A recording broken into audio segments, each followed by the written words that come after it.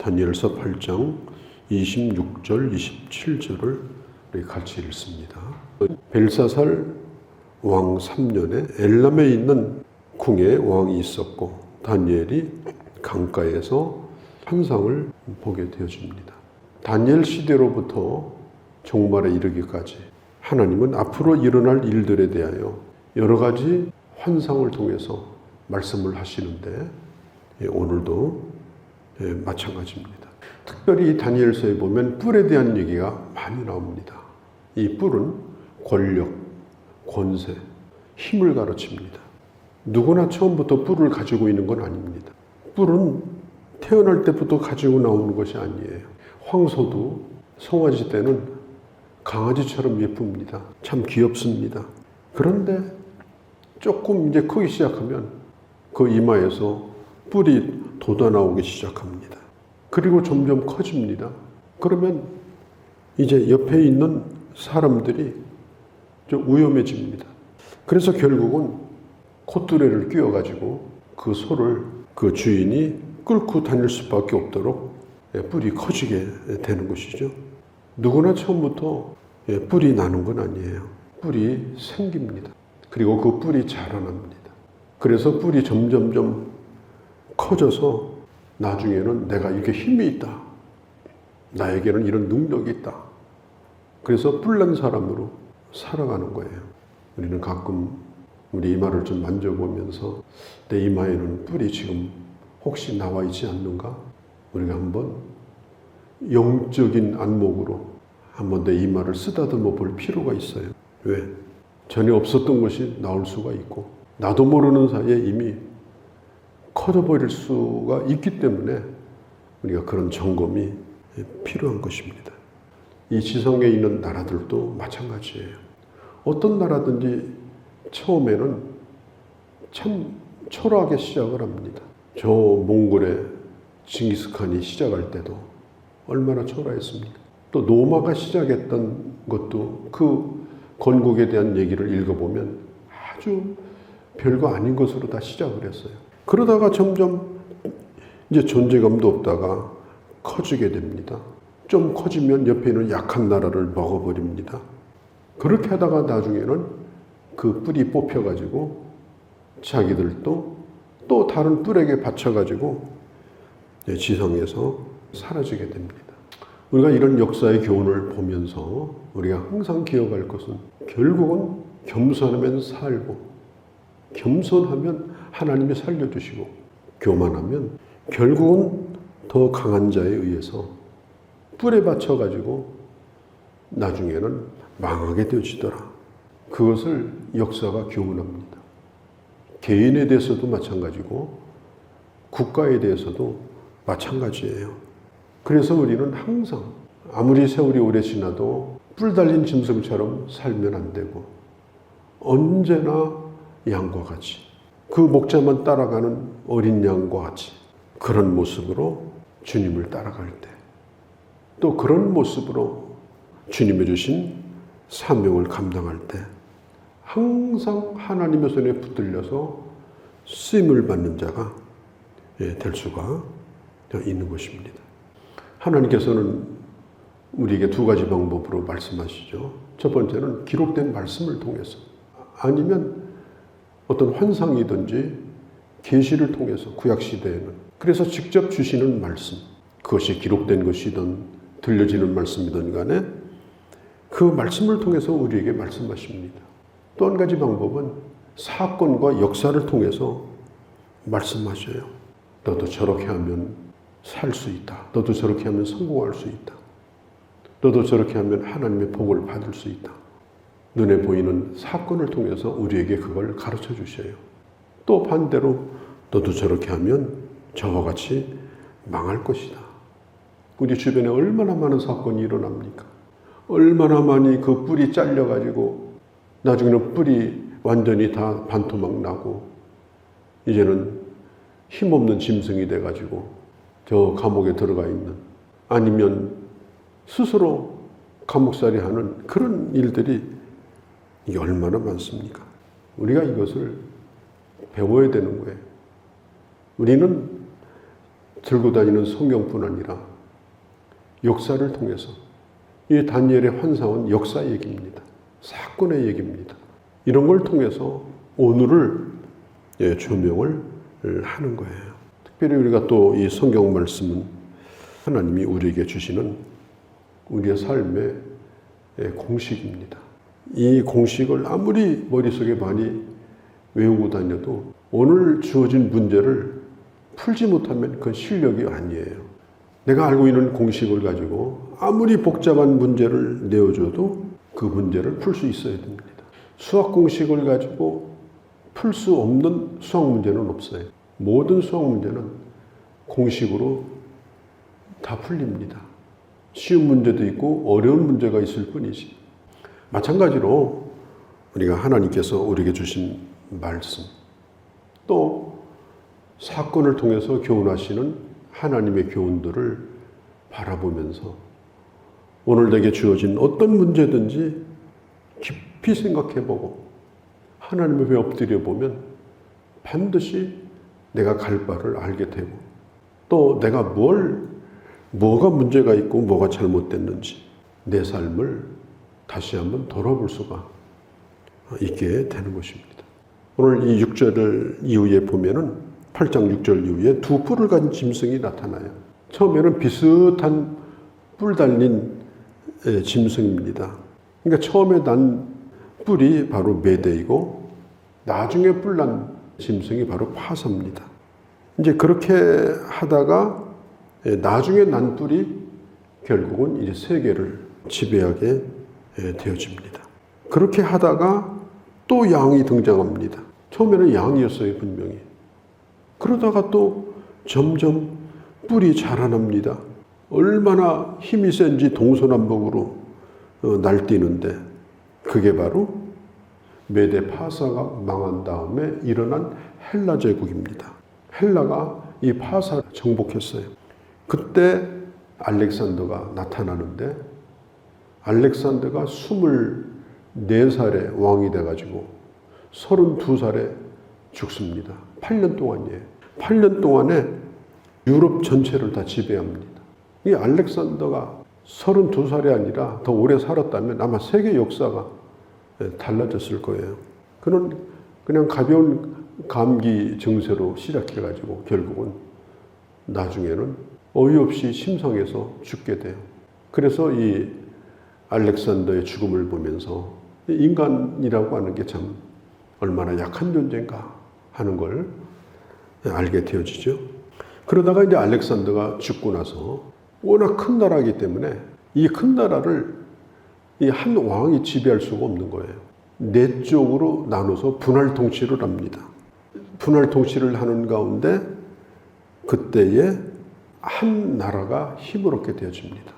점점점 한 뿔이 커지게 되는데 9절 10절에 이 뿔은 남쪽과 북쪽으로 영광스러운 땅, 하나님의 땅인 예루살렘을 향해서 점점점 뻗어나갑니다.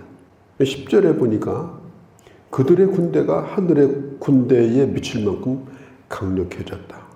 그래서 그 뿔을 담당하고 있는 그 왕조가 누군가 하면은 바로 셀루키스 왕조 8대 왕인 엔티오코스 에피파네스라고 하는 아주 유명한 왕입니다.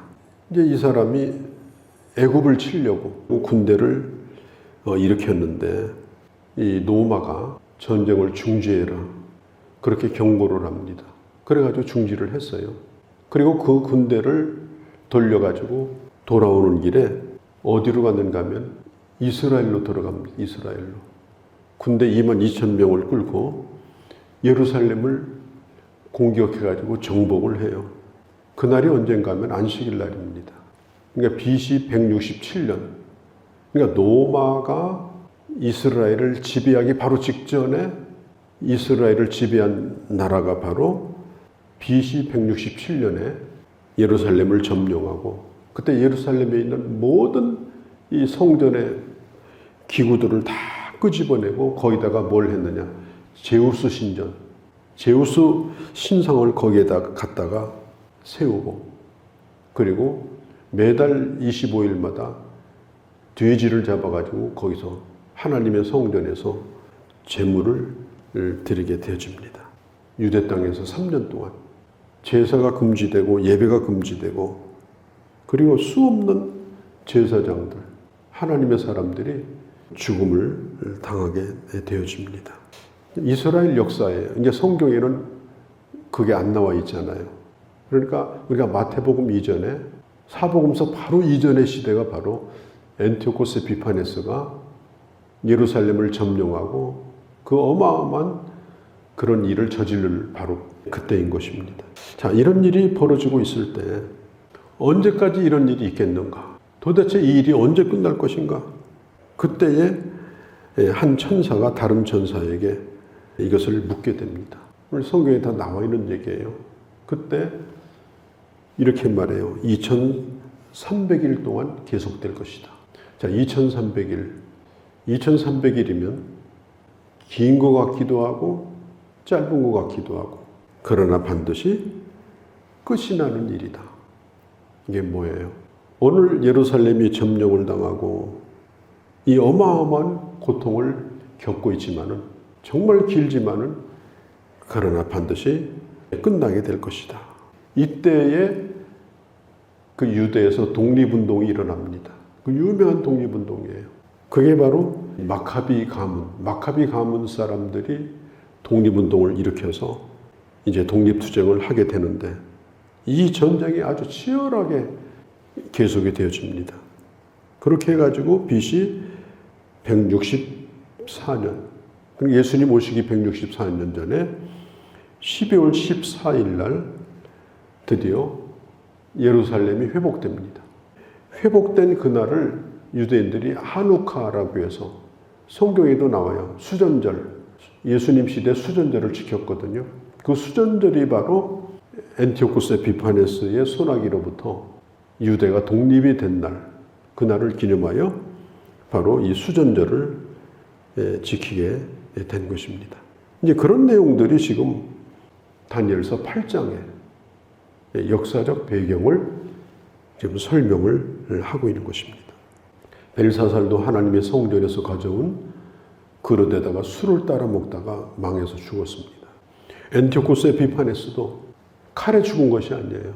몸에 썩는 충이 들어와가지고 온몸이 다 썩어가지고 결국은 비참하게 죽고 결국 그들은 이스라엘을 3년 통치하다가 나중에 거기서 철수를 하게 되어지고 그리고 노마가 들어오는 거예요. 노마가. 그래서 노마의 지배를 유대 땅이 받게 된 것입니다. 뿔은 본래 없었던 거다. 그러나 뿔은 나오게 된다. 그렇지만 그 뿔을 잘못 관리하게 되면 결국은 교만해져서 나중에는 꺾이게 되고 비참하게 종말을 맞게 된다. 엔티오코스 에피파네스처럼 하나님을 두려워하지 않고 하나님을 경홀히 여기고 가증한 것들을 거룩한 곳에 들여오기 시작하고 결국은 자기가 왕이 되고 하나님의 거룩함을 깨게 될 때에 결국은 역사에서 사라지게 된다. 이 뿔에 대한 이 환상 가운데 이것을 가르쳐주고 있는 것입니다.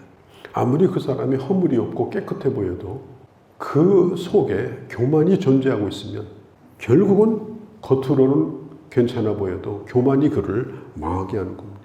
아무리 부족한 게 많아도 그 사람이 겸손의 길을 걸어가면 부족한 것이 만 가지가 많아도 하나님이 그를 쓰십니다. 그래서 이 겸손이 이게 정말 중요한 거예요. 이건 나도 모르게 뿔이 나기 때문에 문제예요. 어느 순간에 교만한 자가 되어서 그걸 가지고 사람을 들이받고 또 하나님을 향해서 그런 가증한 일을 하기 때문에 이게 문제가 되는 것입니다. 차가 막히고 막 복잡할 때는요. 차가 잘 안 가서 깝깝하긴 해요. 그러나 큰 사고는 결코 안 납니다. 조금은 접촉사고는 나요. 큰 사고는 언제 나냐? 길이 뚫렸을 때 납니다. 쌩쌩 달릴 때. 그럴 때는 사고가 나면 어마어마한 사고가 납니다. 우리 인생도 힘들고 어려울 때는요. 큰 사고 안 나요. 그래도 하나님 앞에 나와서 기도하고 겸손하게 엎드리고 좀 힘들어서 그렇지 겸손해졌을 때는 괜찮아요. 문제가 없어요. 또 그때가 은혜 받을 때이기 때문에 괜찮아요. 그런데 이제 뭔가 생기고 뭔가 뿔이 나오기 시작하고 이러면서 이게 아주 자기도 모르게 이게 교만이 생겨가지고 그런 모습을 하고 다니고 이렇게 하기 시작하면서 나중에는 이게 다 부러지고 정말 비참하게 되어지는 거예요. 이건 성경을 통해서도 그렇고 역사를 통해 우리가 이걸 보게 되고 오늘 이 시대에도 그런 자들의 종말이 반드시 그렇게 또 될 거예요. 오늘 이 8장 마지막에 보면 이 다니엘이 이런 환상을 이렇게 계속해서 보면서 이 환상의 끝은 바로 앞으로 일어날 일들에 대한 종말에 대한 것이다 라고 하는 말씀을 듣게 되어지고 그리고 다니엘은 이 환상을 본 다음에 깊이 잠이 들었습니다. 너무 그 주의 말씀에 놀라고 두렵기도 하고 너무 감격스럽기도 하고 그래서 이 말씀 안에 거하는 동안에 결국은 충격을 받고 그런 다니엘을 하나님이 깊이 잠재우시고 다시 회복시켜 주는 걸 볼 수가 있어요. 우리가 이 하나님의 말씀을 들을 때 충격적으로 말씀을 듣고 그리고 그 말씀 앞에 전 인격을 통해서 응답을 하고 기절할 지경에 이르렀을 때 하나님이 그를 채워주시고 또 다니엘을 새롭게 하신 것처럼 우리가 그렇게 주님이 해주시는 말씀에 반응하고 살아간다면 아마 이거보다 더 큰 은혜는 없으리라고 생각을 합니다. 오늘 뿔에 대한 교훈입니다. 뿔은 꺾이고 하나님의 나라는 서리라. 언제나 우리는 낮은 자의 길을 걸어가며 주의 은혜를 받으며 일생을 살리라. 이것이 바로 우리의 기도가 되어주시기를 바랍니다. 거룩하신 우리 아버지, 우리가 역사를 통해서 볼 때 또 이 땅에 일어나는 우리 눈앞에 있는 일들을 볼 때 그 교만의 끝이 얼마나 비참하고 그리고 얼마나 좋지 않은 결과를 가져오는가 한 것을 보게 됩니다. 그런 자들을 본받는 일이 없게 하시고 참으로 하나님의 성전에 나와 주여 이 죄인을 용서해달라고 엎드렸던 세리를 의롭게 해주시고 그를 일으켜 주셨던 것처럼 그런 은혜를 항상 받으며 늘 새로운 마음으로 주님이 주시는 힘으로 우리의 삶도 주신 사명도 잘 감당하는 저희가 되게 하여 주시옵소서. 오늘 이 하루도 주께 의탁하나이다. 우리 주 예수님의 이름으로 기도하옵나이다. 아멘.